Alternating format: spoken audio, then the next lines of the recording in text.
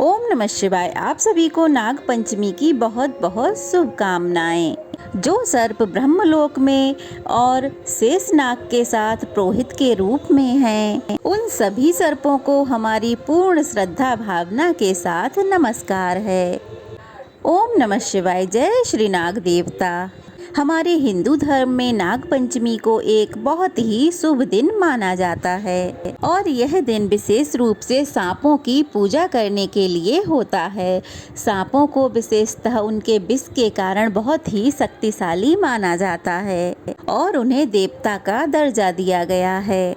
हिंदू धार्मिक ग्रंथों के अनुसार नागों को पाताल का देवता माना गया है और वहाँ पर सभी नागों का वास होता है।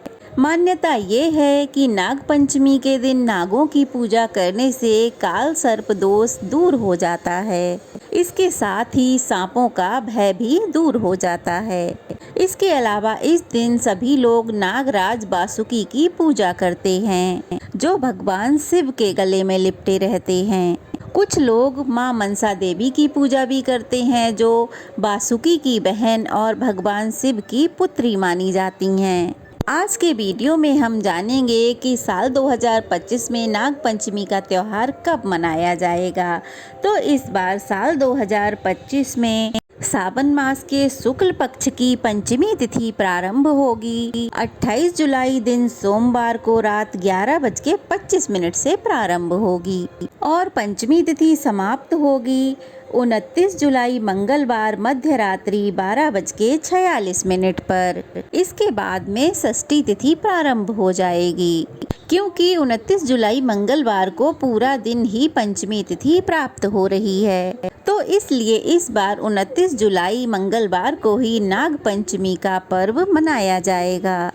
इस बार पंचमी तिथि के दिन शिव और सिद्धि योग भी बन रहे हैं, जिसमें शिव योग सुबह 3:05 तक रहेगा और बाद में सिद्धि योग प्रारंभ हो जाएगा। और इस बार नाग पंचमी की पूजा करने का जो शुभ मुहूर्त है वो इस प्रकार रहेगा।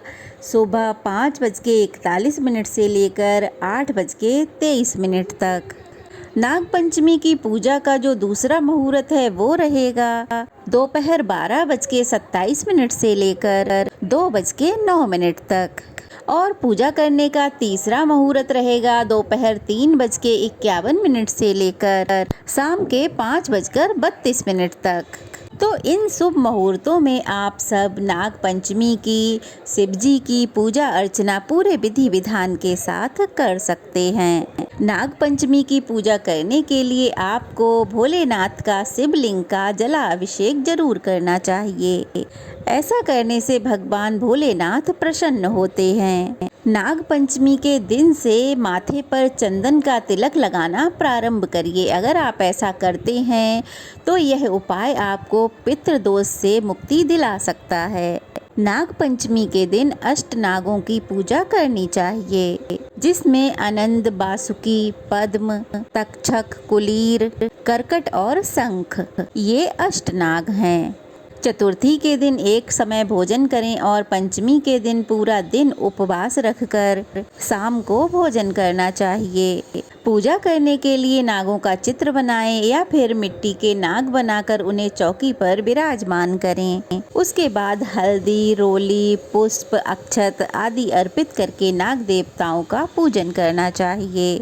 फिर कच्चा दूध, घी और चीनी मिलाकर लकड़ी की चौकी या पाटे पर सर्व देवता को विराजमान करके उन्हें अर्पित किया जाता है। सबसे अंत में नाग देवताओं की आरती उतारनी चाहिए और फिर नाग पंचमी की कथा भी अवश्य ही सुननी चाहिए। मान्यता है कि इस दिन नागों की पूजा करने वाले व्यक्ति को सर्पदंश का भय नहीं होता।